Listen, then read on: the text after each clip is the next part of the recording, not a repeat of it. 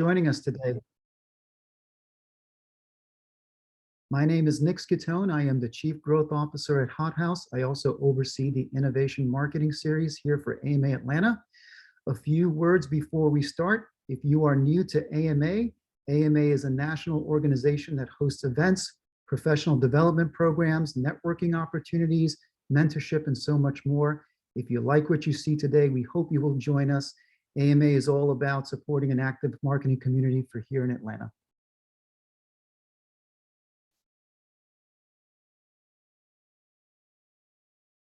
A big thank you to our sponsors that helped to make AMA possible, including Nebo, Basis Technologies, Electric, Hey Orca, Georgia Pacific, the Atlanta Journal-Constitution, and Cox Next. Today's event is being sponsored by Hot House and Vert, and a big thank you to Google, who supports our scholarship programs. We want to make you aware of other upcoming events, including AMA Around Town. This is actually a new way to connect with marketers near your home or office. These are typically small, informal groups where we will meet regularly throughout Metro Atlanta. There's no set agenda, no predetermined program. It's just an opportunity for you to get to know your fellow marketers around town. The next event will be held on Tuesday, February 8th from 5:30 p.m. to 6:30 p.m., and it will be held in Marietta. The 36th Annual Virtual Collegiate Conference and Job Fair is an opportunity for individuals to gain knowledge in critical areas of their career. Join us to hear from top marketing professionals on how they got started on their career, learn from industry trends, interviewing and salary negotiations, and so much more.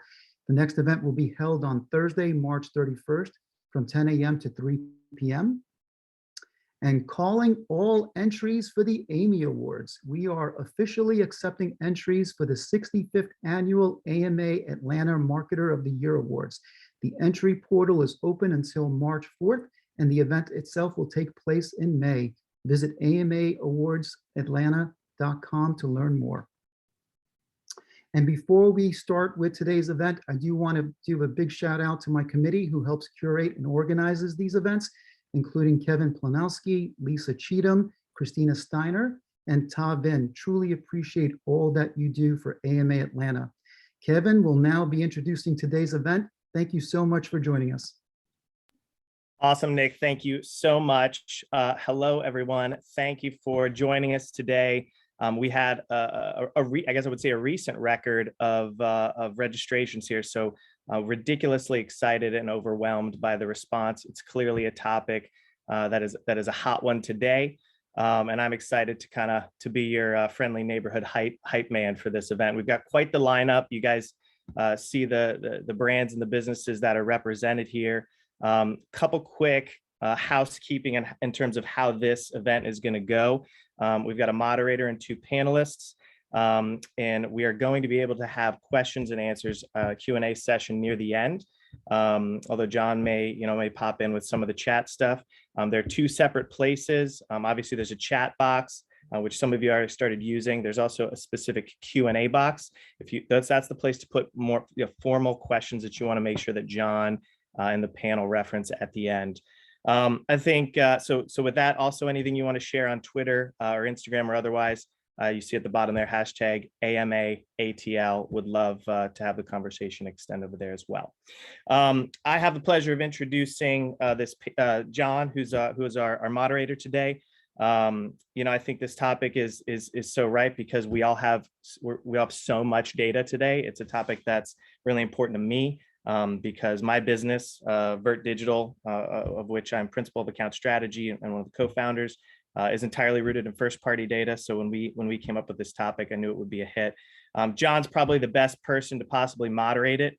He's a literal data scientist, if I can call you as such. When you have a master's degree in applied statistics, you get to be called that. Even though you went to Bama, that's why I didn't wear my Georgia hat today.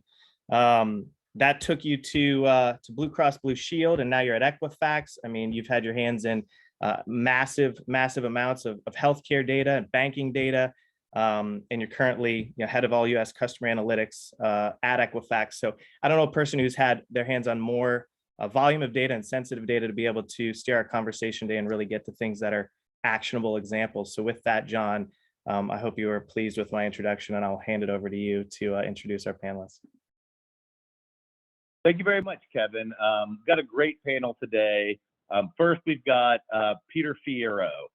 He is the Director of Insights and Analytics at Inspire Brands, responsible for driving insights for the Jimmy John's brand and for HR analytics, and previously worked on the Arby's brand. Peter graduated from Georgia Tech with a degree in chemical engineering, and spent his early career in manufacturing in the petrochemical space. After receiving an MBA from Emory, he worked as a consultant for A.T. Kearney for several years and has since been in a variety of insights and analytics roles at Home Depot, Equifax, and Inspire. So thanks, Peter, for joining us today. We also have on the panel Emily Hargreaves. Emily's focused her career in food tech with past companies such as Plated and Uber Eats. She's currently the Director of Digital Marketing at First Watch, where she focuses her team around using the art and science of data to build long-term customer relationships. So welcome, panelists. Thanks for joining us today. Thanks, John. Thank you for having us.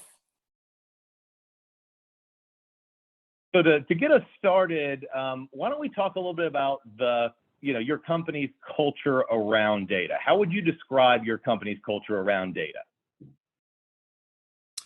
So for Inspire, which is really great for somebody who works in analytics, I would say that we are a very data-seeking company, and I would say that is pretty true universally across our brands. And as you mentioned, I've got experience on a couple of different brands, Arby's, Jimmy John's, but connect with the folks working on the other brands. And I would say that's true across the board. I use the term data seeking very specifically. We strive to be data driven, but there is a continual challenge in all the different types of data we get. And how do you balance that with some of the qualitative data or some of the experience that the brand has? And that's probably a challenge people always run into. And I think that's something we work with, but I know all of the brands who are making decisions, they are actively seeking out all the best data that they can to help inform their decisions. So it's a nice setup for folks who work in analytics. On the other side of that, so First Watch, up to about 2 years ago, was actually still writing every check on a paper ticket. So data is really new for us as an organization, and largely that's led by marketing still. Obviously, we've always reported on traffic and sales data, but really the utilization of that data in a smart and targeted way is still very new for us. And even as a marketing team leading it for the organization, it's still a muscle we're learning to flex. So I'm really excited to kind of talk everybody through where we are in that journey today. Thanks. So name one resource that you found is essential to building a data-centric culture. I'll take that one first, Peter. So, I struggle with this question a little bit because I think the answer is not one size fits all. It's very much the scale of the company you're at. So I would say if you have some monetary resources to put behind it, investing in a really strong data partner or a couple like we've been able to, it is super important. So I'll just name the two we find a lot of value in. Wisely is kind of our both back of house and in some cases front of house partner that really helps us to mine the customer data. They also take it through to an analytical perspective. So we kind of retain them on a monthly regard to help us make sense of a lot of the numbers that we're seeing because we don't, as of right now, have dedicated marketing resources to that. Now, I'll say before we had Wisely in that capacity, I think the biggest resource you can really have is a solutions-focused mindset. So that sounds like a giveaway, but I actually think it's really important that if you don't have either the internal buy-in or just the monetary ability to stand up a partner like Wisely or like Vert, shout out Kevin, to be able to action it. If you as a marketer can think about, look, I'm seeing these trends, they might be small, but let's test some assumptions around it and scale it from there. And I think just having that agile and like test and learn philosophy is a super important resource that if you don't have a lot at your disposal, you can stand up quickly. Yeah, and I'll build off a few things that I heard Emily say that really resonate, I think, with me and with our company. She mentioned some of the third parties that she's using to both, maintain, collect, clean the data, but then also provide the insights, right? And I think those are two separate things. And so I think that it's important to have somebody who owns each of them. Now, it could be the same person or roll up to the same person. I don't think it matters as much, but you have to have somebody who owns, I think most companies have somebody who owns the data, right? Like you have to get the data, you got to keep it secure, do all that. I think you have to have somebody who's also taking ownership over what are the metrics we're driving, what are the insights that we're driving, how are we going to use that, and doing it in a systemic way so that you can scale it across the different operations that you have. And so I think that's super important. Doesn't necessarily matter the structure, but somebody who's focused on that. And I would also echo what Emily said about testing. I think every time we look at a decision that we're going to change something, I think one thing that makes us feel better about doing something different from before is to look at everything as a learning opportunity. So yes, we are trying to drive the business with something that we are going to interject, whether it's a promotion, an offer, something to that effect. But if it doesn't work, then we were going to learn that it doesn't work. We learn what does. And so I think, part of that is taking small bites, right? So instead of, and we're going to make this massive change, if there's ways to test something, to introduce something slowly, that's the kind of the best of both worlds. You're kind of introducing the change you think the data is telling you that you should implement, but that you also have opportunity to manage that and be agile with it. But if you look at it as a learning opportunity in all cases, then it's always worth it, in some fashion. All right, thanks. So let's turn our attention briefly to COVID. From my experience with COVID, it really changed the way we look at data and we look at the world. And what we found, especially in the early days of the pandemic, is we needed access to more data historically, and we needed more frequently updated data than really mattered in the past. So how has the pandemic really affected how both of you have used data for marketing? I think Peter would probably agree with this one, but COVID and the pandemic really, for us anyway, changed the way customers utilize First Watch on an occasion basis. And by that, I mean, First Watch, in case anybody's unfamiliar, is a breakfast, brunch, and lunch concept. And historically, as you can imagine, being that Saturday and Sunday were our bread and butter and drove the majority of our sales, right? So when the pandemic flipped on, as you can imagine, number of people going out to brunch plummets. So we made the decision as a company to actually shut our doors during the peak of COVID in 2020. What that allowed us to do was actually implement a lot of technology services that previously were not in our restaurants, as I alluded to earlier, being on the paper ticket system. So with COVID, it actually enabled us to use data and start collecting data. Now, with that in mind, the customer behaviors were changing from historically what they had naturally done. So we saw a lot more share go to off-premise. Previously, we didn't have any third-party delivery on board. We actually didn't even have a native online ordering system. So all of that came into effect with COVID during our shutdown period. And so we kind of think of it as pre-COVID and post-COVID and how we think about shaping the customer behavior. And I think that does go back to what Peter said about just being agile and being able to test and learn. And, if anything, it's just made us more nimble as marketers and really focused on meeting the customer where they are and not trying to kind of shoehorn our ideals of, when brunch is, which, spoiler alert, nobody knows, and how they should use First Watch. Yeah. So John, when you said early about the short-term data trends is something that I think we, especially early in COVID, is what we were dealing with. There's a lot of variance in sales, and even though we are kind of a week-to-week type of business where we're looking at sales this week, very short-term to see what we might need to do differently, we still would let certain trends before COVID just play out a bit just to see if it's just some sort of variance. But I think our focus became very tight. Like what happened yesterday, what happened at dinner time yesterday. I mean, that was something that we've kind of narrowed our focus a bit. And just like Emily said, we saw lots of occasion changes. I think in general, for a brand like Jimmy John's, we rely a lot on people's routine staying in place. And so you're going into the office and you're getting Jimmy John's for lunch a lot of times.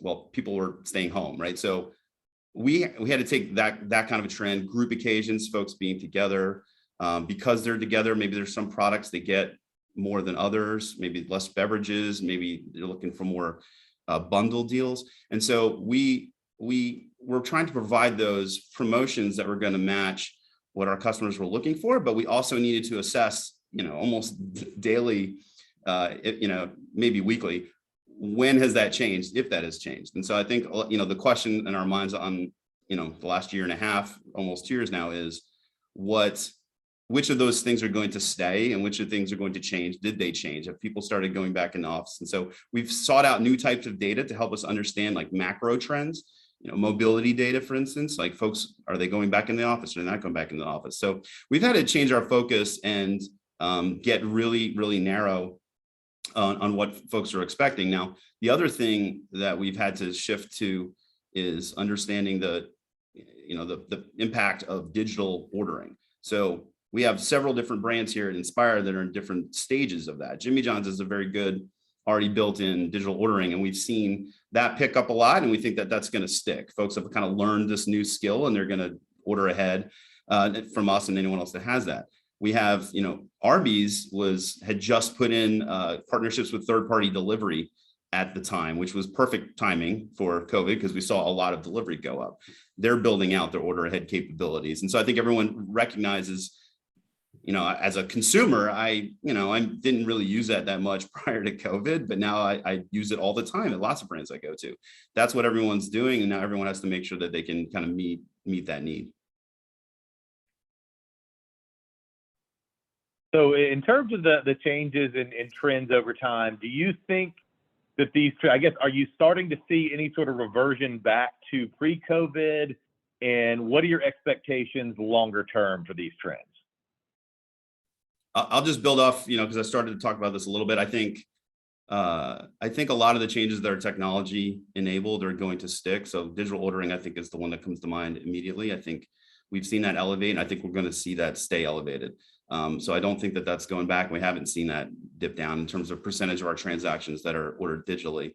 I think we've seen from an occasion standpoint a lot of reversion in terms of at least party size that had been, early in COVID, everyone's home, the whole family's together, you're getting, large meals together. We've seen some of that dissipate. But I think some of the, in shop, people coming inside the store, like that's still not reverted, but I think it will at some point.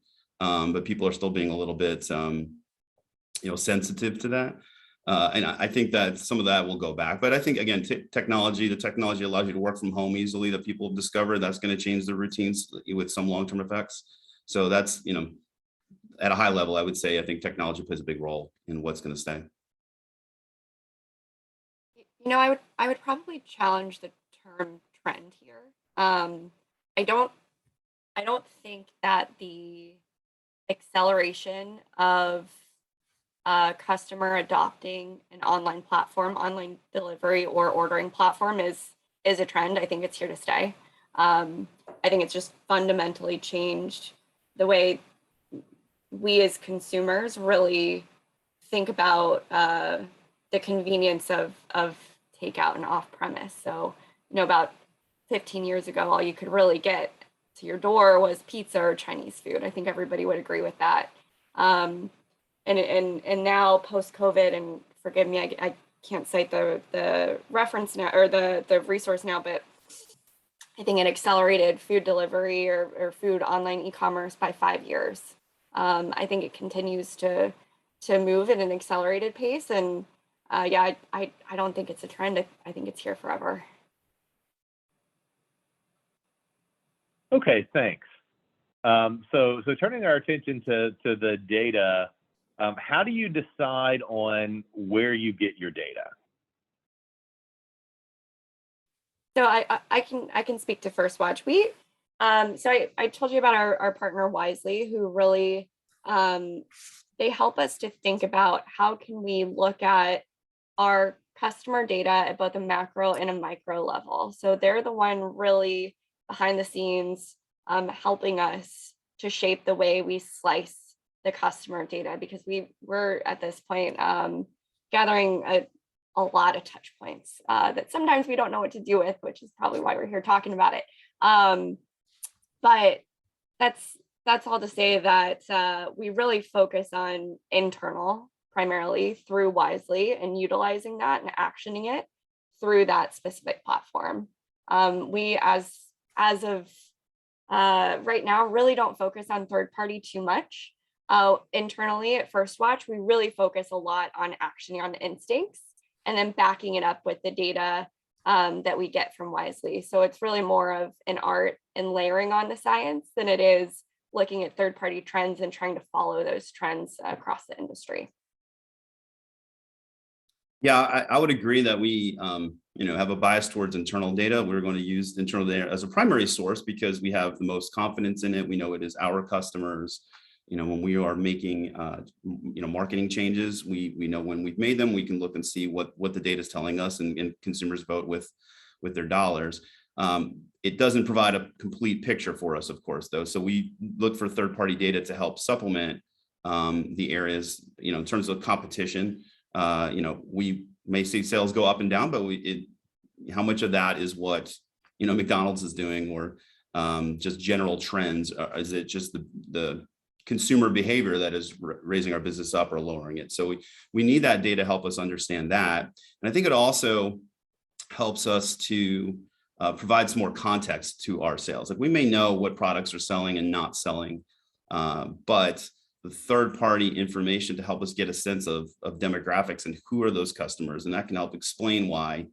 We tried to get people to try a dinner occasion, and it wasn't working, but it's primarily because of this group we didn't reach. So so that's where we need that third-party data to help us fill in those blanks. And in terms of who we would use for that data, to me, there's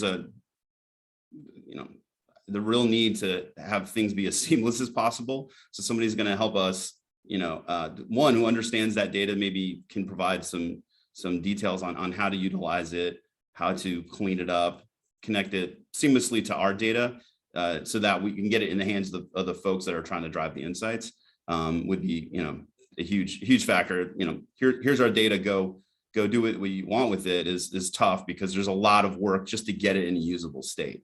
So, from a third party perspective, somebody who's providing that kind of service, I think would be, pretty helpful for us. Okay. We've got a very relevant question coming in from the audience. How are you managing the increased effort to restrict data that companies can gather and use in marketing?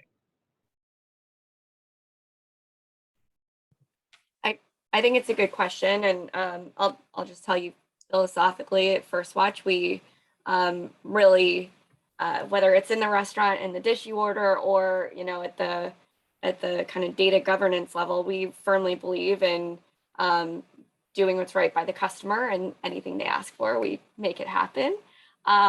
So we're not trying to swim upstream and fight the limitation of data, or a customer's ability to restrict that. We are actually just in the process of doing an audit around it, becoming CCPA California privacy compliant, even though we're not operating in California, and really trying to be on the leading edge of ensuring that any legislation that's going to come down, we're actually already have rolled that out internally, and we're focused on providing the customer with options for what data they want us to retain on them, and what they'd like us to delete. Yeah, I mentioned earlier that I thought there were two main roles around the data, right? The folks who are driving the insights, but then all the folks that are capturing the data. I think that person who owns that's one of the reasons it's important to have somebody to own the data from that perspective, because then they can own, one, from a security perspective, that we're protecting the data, and then two, that we're driving governance, that we're using the data appropriately. Within our organization, I know like for certain sensitive third-party customer demographic type information, it's a pretty tight window of individuals that utilize the data.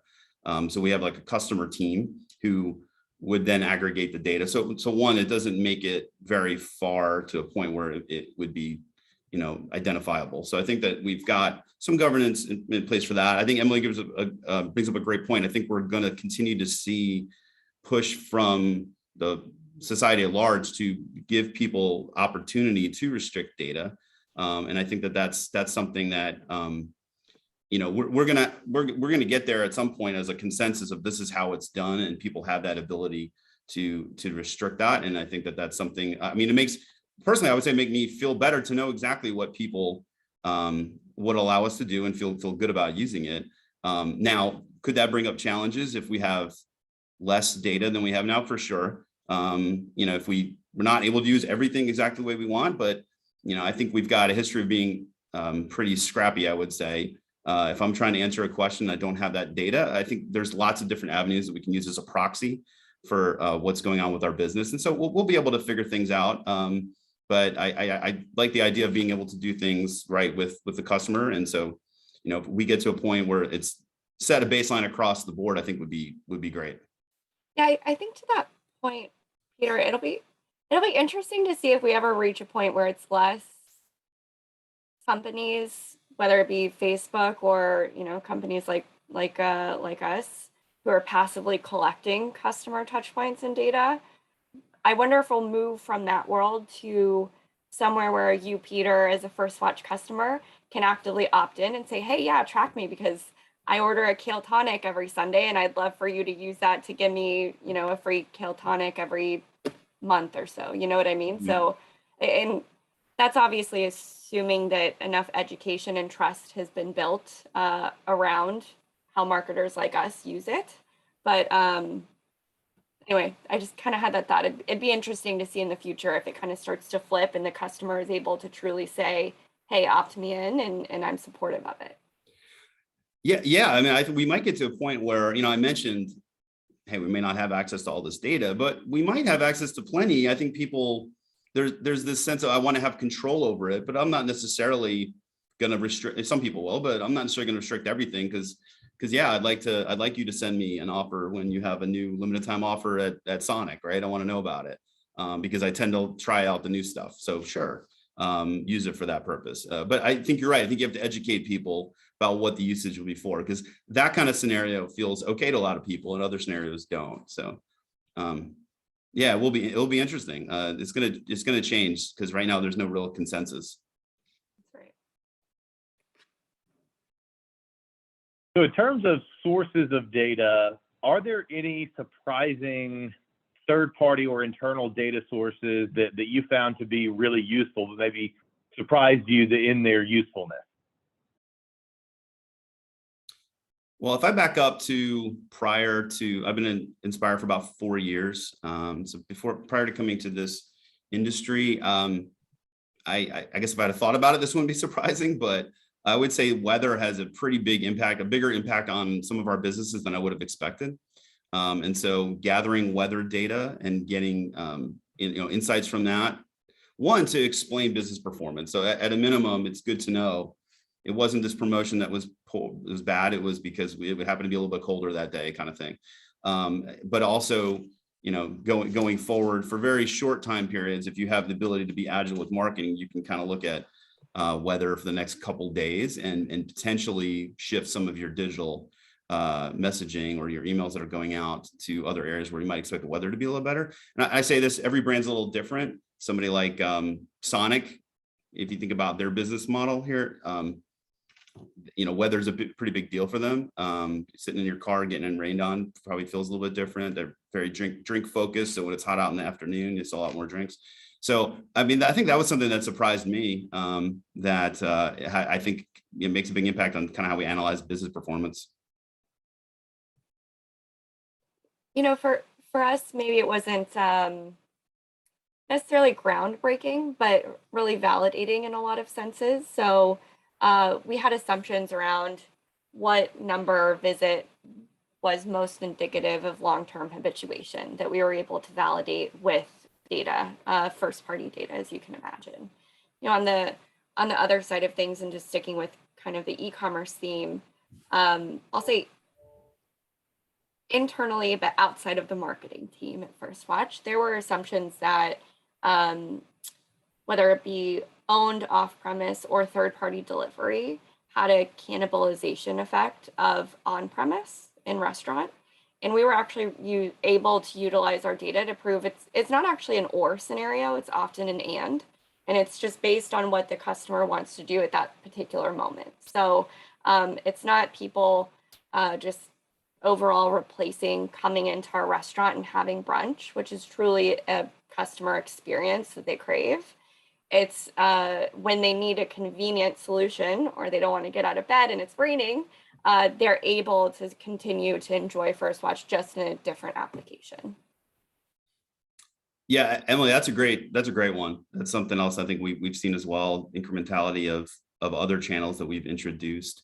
I think a couple of the examples you mentioned is just shows the power of being able to track individual customers across, longitudinally across their journey with us, so that we, it would be a little bit more difficult to understand whether or not that was cannibalizing the business, or to your point with visits, with, within a loyalty program, if you can track the number of visits, you really get a sense of what, where is the risk of losing somebody, how many visits you need to get to. There's a lot of things that we've learned from having that kind of information. Who buys our limited time offers, right? I think that was another one that was surprising in terms of, we put it on TV to attract new customers, but we've been able to see a lot of existing customers, and how often you have a segment of folks that just loves to try the new thing.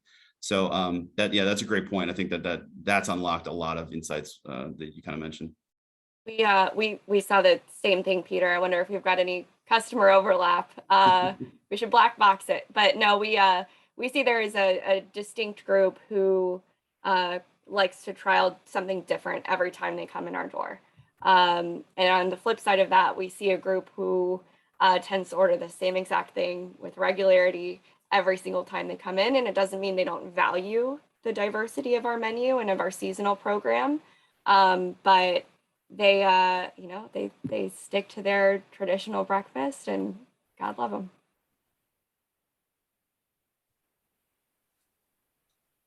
So can you highlight maybe some innovative ways you're using data to better understand your customers? Yeah, so we I struggle to answer that because a lot of things are coming in my head, but one of the things I was really, really interested in when we started down this partnership with Wisely is there any correlation of customer health, what I call in my head frequency and spend, based on their first order with us, and like what specific item they order with us?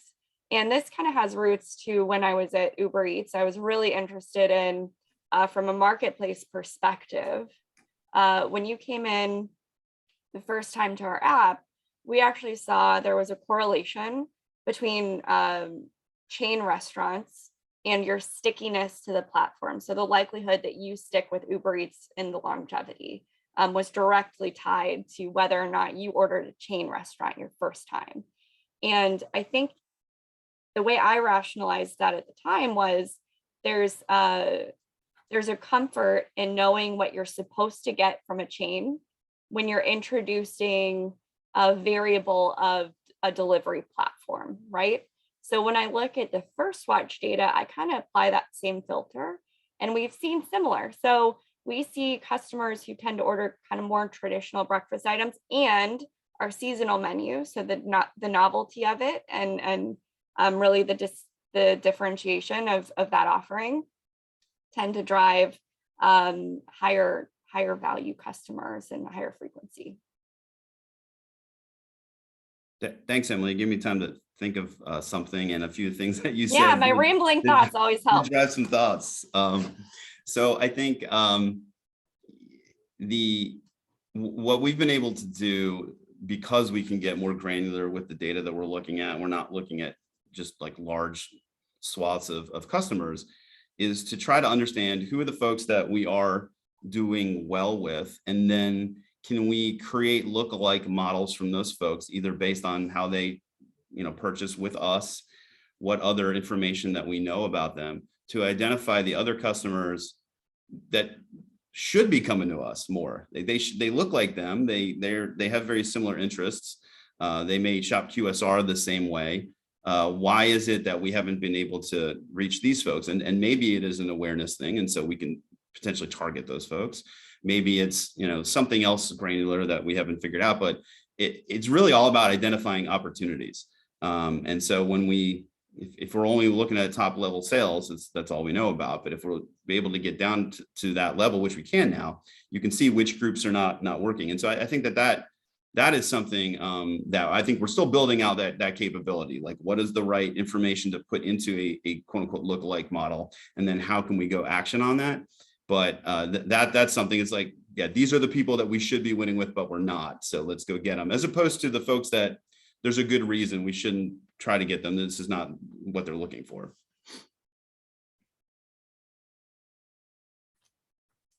Okay. So in terms of data strategy, how important is a data strategy for marketers, and what's a piece of advice you would give to any marketer who's trying to develop a data strategy? I feel like I've been going first. You wanna go? What's that? You want me to go first there? So I think in terms of data strategy, I don't want to say the same thing over and over again, but again, you have to have somebody who's owning both ends of that data, the data and the insights. I think that you need to assess what your objectives are. And then this is really the advice I would say for a data strategy, or even just a specific project that you're trying to find an answer for, which is be very clear about what the objectives are and kind of align ahead of time on what metrics, what data is going to answer that question. So I've found that is helpful, because you can provide information to a business team, and then they look at it, they assess it, they say, well, what about this? What about this? Figuring out ahead of time what you need, and then you can go and develop those resources. So you take that and scale it for the whole company. What data do we need to be able to have in order to make the decisions to run the business?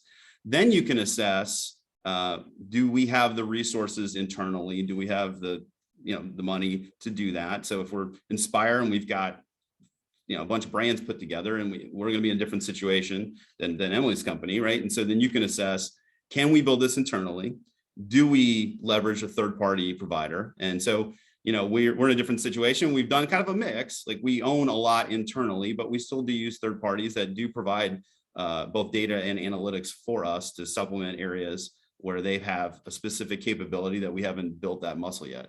I think if you do that up front, you really start with that. I think Emily said something like this, starting with the outcome of what it is that you need to get to. This is the data that I need. This is the granularity I need it at. You start there, and then you can build your roadmap and determine what's the best way to fill those gaps. I think that's great advice, and I'll say from my perspective, and something I tell myself and my team almost every day, is progress over perfection. So I think when you've got access to either a lot or a little data, it's very easy to want to carve your path toward a perfectly segmented audience list that you then can build out perfect flows against. And the reality is the data is messy. It's always going to be messy. And what's important is that you focus on taking little achievable steps along the way, that then as you look back after 3 months, 6 months, a year, you're able to. It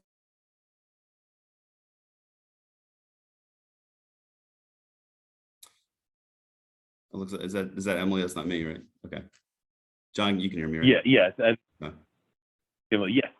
All right, so I think we can go to the next question, and we'll loop Emily back in when she rejoins. What are some innovative and successful personalization tips that you can share? So I'm actually going to leverage right off of what Emily just said. I think the way I have a colleague who likes to put it is, don't make perfect the enemy of good, right? So try to make, which say progress over perfection, I think is the right way to go. It is messy. Nothing's ever going to be exactly the way we script it out. And you can spend lots of time trying to get to perfect, right? And you'll have folks scrubbing that data, trying to line it up. Like it's just 80-20 rule, get to what you can get to show some progress. I think that especially if you're a company that has not done any of that before, right? There's going to be a lot of low-hanging fruit from those efforts. So can you find some just big, easy wins just based on high-level cuts of the data? You're going to be far down the road before you're really trying to, okay, this huge segment that is maybe a third of our base, I know I can cut that up different ways and I can get very personalized. Like that's something you don't necessarily have to do up front, especially again, if you're just kind of diving into that area. I think you start and that's be agile with it, right? Just kind of start high level. If I think some examples, in our, and I know we're talking a lot about the food space, not everybody's here food, but hopefully some of these examples you can translate. But if you think about what some folks are doing through drive-through menus, right? And there's some personalization that folks are striving to get to where we're suggesting things, but that they are personalized based on what you might like to order. Maybe it's because of what you've already ordered so far, and we know those things go together. Maybe we're down the road and we can, we know who's in the car, if you order digitally, something like that. But you could get very, very specific with that. But it could just be high level. This flavor profile, if somebody orders this, you should be suggesting a shake for these people, a cookie for these people, and maybe, a drink for these people kind of thing. Like you start that level. You could get way more granular, but you're going to get some value just out of doing that. So I'd say continue to make progress on it without having to be perfect. Okay, excellent. So one more question before we move to the audience Q&A. For those marketers who want to grow their expertise in data-driven marketing, what's a piece of advice you can give them? So at the risk of trying to think of something new to say, I don't want to repeat myself, right? But I do think you need to think through ahead of time. It's worth the time to plan and structure what data is going to help you make the decision that you're looking to make. So, and if you think about, let me think of it, a specific example where, let's say that we have put together some information that suggests, what we should be doing is changing a section of our menu, right? That's what we think. But then there's folks on the team who, from experience, have some reservations about it. I think that comes up a lot, right? Like, well, the data's saying this, but I'm not quite sure because I got, our expertise, or maybe our operators say this, maybe we've got some qualitative data, I don't know how to combine it. I think that you try to get to the root of what the concern is. What is holding us up from going forward and thinking this is a good idea? So you think through what that is, and then try to get very specific to what is the data that would answer that question for us one way or another. And if everyone can align on that, then I think you have a much easier decision down the road once assuming you can obtain that data. So for us, it might be something like, we want to add a bunch of new items to our menu. But the concern is, well, operationally that's complex, but okay. What information would we need to go solve that? Well, maybe we say, if we put it in the store and I run it for 3 months and I'm going to track speed of service time, and that will tell me whether or not that's a problem. Am I going to track labor in the store? People are overwhelmed and they're quitting, right? Whatever that information is, we align on what that is, and you solve that, you go and solve that problem, and then you've kind of answered the question. So I think that goes for a specific case like that, or just a general data strategy. Begin with that end in mind and get an agreement up front, because from experience, I can tell you that if you don't do that, you get in the room, there's other questions that come up. What about this? What about this? What about this? If you can figure all that ahead of time and agree on the data that will answer that question, I think it makes things a lot smoother. Okay, great. So let's now open it up and get to some audience Q&A. So audience, please, if you have any questions, click on the Q&A box and submit your questions, and we'll just try to get through as many of those as we can. We've already got Quite a few questions that have come in. First, and I think this is a really good one. As a data first practitioner, what are some words of wisdom you can share with more creative leaning professionals that can help them better partner with their own data first practitioners internally?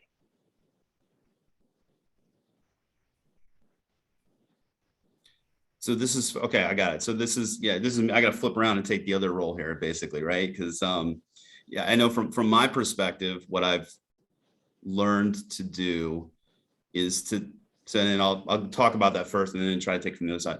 I've learned to not talk so much about the sausage making because it's not necessarily relevant. Like, how did we get to this answer? Well, we cleaned this data for this reason. Well, we had this variable, we pulled that out. It can be confusing and it's not necessary. What I've tried to do is begin with the answer and then respond to questions from the brand team about, well, what about this factor? Did you consider this? Did you consider this? And then I think that makes that communication a heck of a lot easier, and there's less risk of, of that not being understood and getting off track. Now, if I were on the other side and I was trying to get information from the data folks, I mean, I think that I feel like I'm going to repeat myself, but I think you line up with, this is the concern and this is what I think will help us answer the question and have that conversation. They may be able to provide you some other information that you're not thinking of, right? And you can assess that there, but make sure that they understand what your concerns are. And what I'm assuming is, and a lot of times these concerns are, I'm concerned that you're not accounting for X factor, for Y factor. So talk about those and see if there's ways to adjust for those. Now, I'll also say too, I would set up with the data folks, early, what the expectations are around timing, risk profile, and how accurate that we need to be. So there are some things we need to be very, very, very accurate about. And there's other things, we need to get kind of a general idea of what the answer is. And we're going to use some of the qualitative data we have within that. We just want to do a check to make sure this isn't a terrible idea. And if that's the case, then we're going to go through, if you follow through some of the other information we have. So I would set that expectation, but just be very clear about how precise the information needs to be, how quickly you make a decision, what is the risk level. That's the other thing too. If it's not risky and we can test this in 2 stores, kind of just do it, right? Versus we're going to put it across the chain nationwide. Oh, we can't hear you, Emily.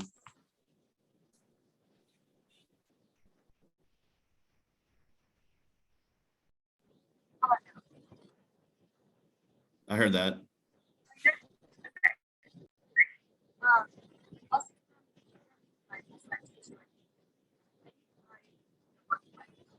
And you're breaking up pretty badly.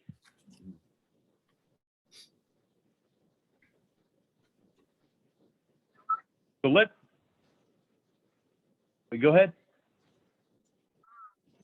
I'll say anytime you're working with a cross-functional partner, try to understand where the middle ground is. So what are your KPIs? How can you understand those? And I don't know, Peter, are you able to hear? Yeah, no, I bad. can hear some of it, Emily. It's just breaking up real bad. I can't quite catch all of it, unfortunately. I don't know how fast you can type. You could put it in the chat, maybe. Yeah, let's maybe jump to another one while Emily works on audio. So I think this is another really good one. What data-centric roles and competencies have you decided you really need to support and fund internally versus augmenting with external tools and partners?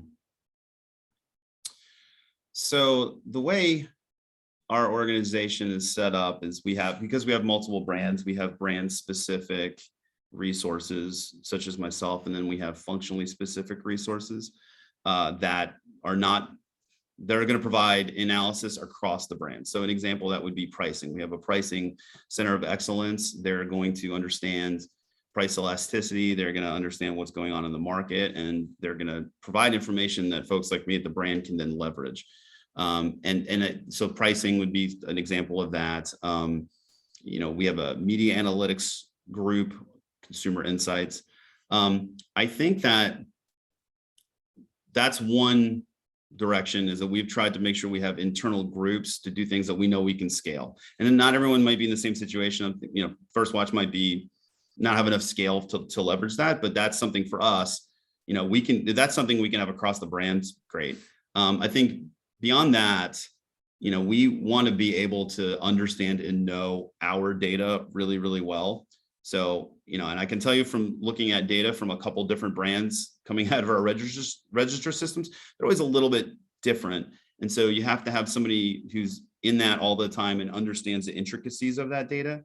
In the future, we're trying to bring all that data together in one place. And so then we can also do both. We can have the scale and understand our data. But I think if it's our data, we need to be able to understand it so that we can cut it the ways that we need to. We can account for the other factors, the way our business works, other promotions that we're running. I think those are the things that we've decided we need to own. I think externally, if there's new areas that some folks have developed specific expertise in, we would try to leverage that. So I do think some of the customer data, understanding customer demographics, that is something that there's a lot of folks who deal with that all the time. Equifax deals with personal data a lot. There's a lot of companies out there that have years and years and years of experience with that. And so I would try to leverage that. Another example might be if you're standing up a loyalty program, there are groups out there that have done nothing but loyalty analytics. And so, we leverage, a service for that as well. And so I think, something that it's going to take a long time to develop that experience, but it's not, our brand specific. Is something where we might look to a third party, but we want to know our data really well.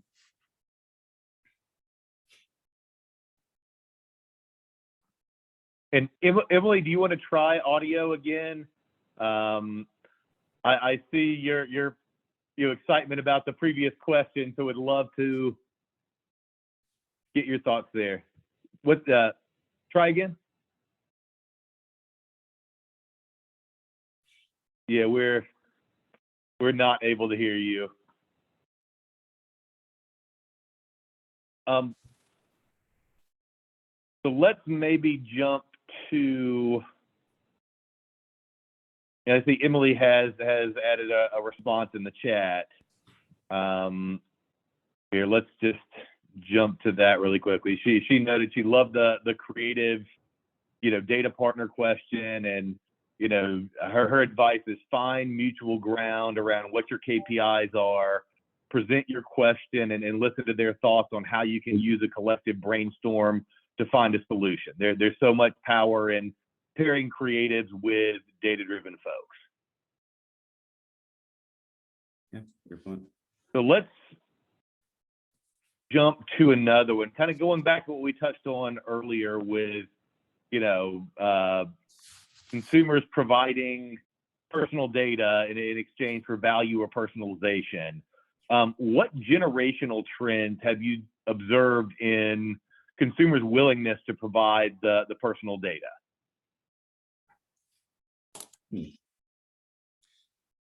I mean, it's I don't want to overspeak because I haven't studied this that closely, but I do think that there is a generational shift in willingness.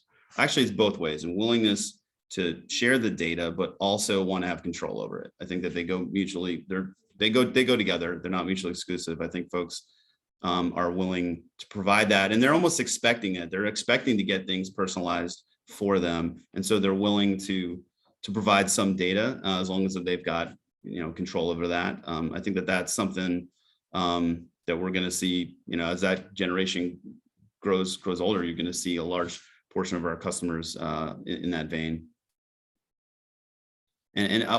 Oh, good, we can hear you. I was going to give more. All right. I'm going to sneak it in before it cuts me off again. No, I'm, my CEO, our CEO said this once, psychographics over demographics. And I believe that's true with willingness to share and allow a company to collect data as well. I think it's a specific customer profile who is either very against or very pro. Oftentimes that supersedes, I think, age in some senses, and it's more about either wariness or understanding of how a company might utilize it. Yeah, and the other thing that made me think of is, well, we're kind of trying to establish this two-way street of trust with customers. I think what we'd like to be is someone that they know that they can trust for a specific occasion, right? Like, I don't like to, it's like calling up your spouse and saying, what do you want to do for dinner tonight, right? Well, I know that there's an easy, I go to Arby's and I know what you get, and I'm going to just go knock that out because I know it's there for me. And I think that people providing data know that they can maybe make those experiences a little bit better for them, right? They can get it customized. They can almost actively create those situations where Arby's is providing them, an offer for something that they know that they like. And I think that we would like to be kind of like trusted brand in that sense, and they are willing to trust a little bit in return for that exchange. Okay, great. And sadly, I think we're about to run out of time here. Great session today. Thank you, Emily. Thank you, Peter, for joining and sharing all these great insights. Thanks to the audience for joining us today. You will, audience, expect to see a survey after the meeting ends. So please take a look at that and fill that out and submit that. So thanks to everybody for joining us today. I hope everybody has a great day. Thank you. Have a Bye, good thanks. one.